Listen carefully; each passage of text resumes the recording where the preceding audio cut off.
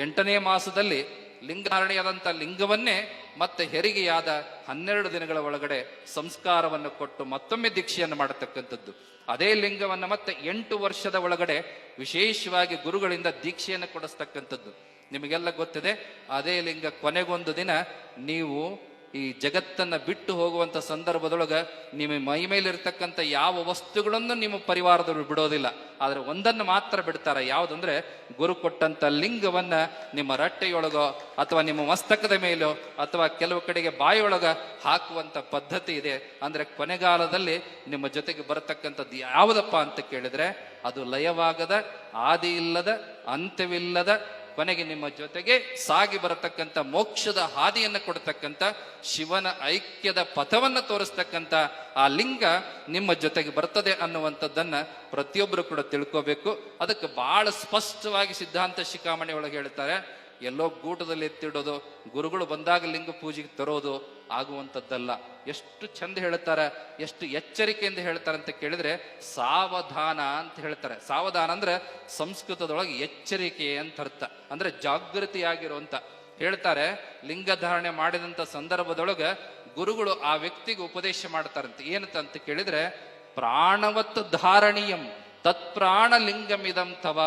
ಅಂದ್ರೆ ಈ ಲಿಂಗವನ್ನ ಇವತ್ತೇನು ಭಗವಂತನ ಶಿವಚೈತನ್ಯ ಸ್ವರೂಪವಾಗಿರ್ತಕ್ಕಂಥ ಈ ಲಿಂಗ ನಿನ್ನಲ್ಲಿಯೇ ಇರತಕ್ಕಂಥ ಪಶ್ಚಿಮ ಚಕ್ರದಿಂದ ಭಾವದಿಂದ ಮನಸ್ಸು, ಮನಸ್ಸಿನಿಂದ ನೇತ್ರದಲ್ಲಿರ್ತಕ್ಕಂಥ ಶಿವಚೈತನ್ಯ ಶಕ್ತಿಯನ್ನ ಇಷ್ಟಲಿಂಗ ಸ್ವರೂಪದೊಳಗ ತುಂಬಿ ನಿನಗೆ ಕೊಡಾಕತ್ತೀನಿ.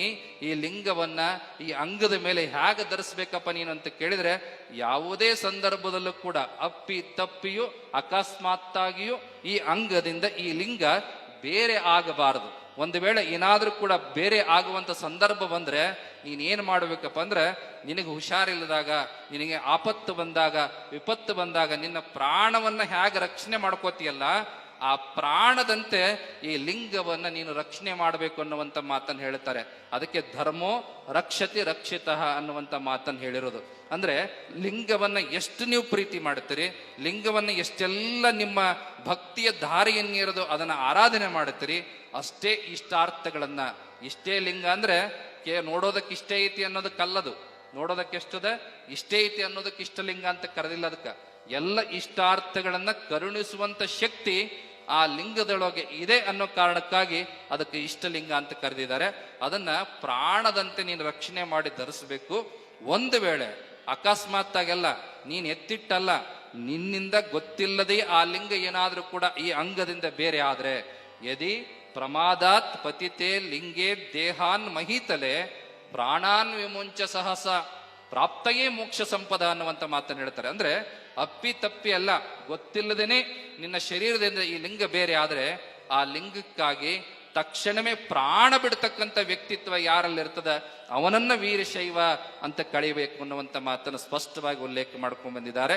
ಹಾಗೆ ಇಷ್ಟಲಿಂಗ ಅನ್ನುವಂಥದ್ದು ಸರ್ವ ಸಂಪತ್ತುಗಳನ್ನ, ಸರ್ವ ಕಲ್ಯಾಣವನ್ನ, ಸರ್ವ ಇಷ್ಟಾರ್ಥಗಳನ್ನ ಕರುಣಿಸುವ ಶಕ್ತಿ ಆ ಲಿಂಗದೊಳಗಿದೆ ಅನ್ನುವಂಥ ಮಾತನ್ನ ಎಲ್ಲರೂ ಕೂಡ ಅರ್ಥ ಮಾಡ್ಕೋಬೇಕು.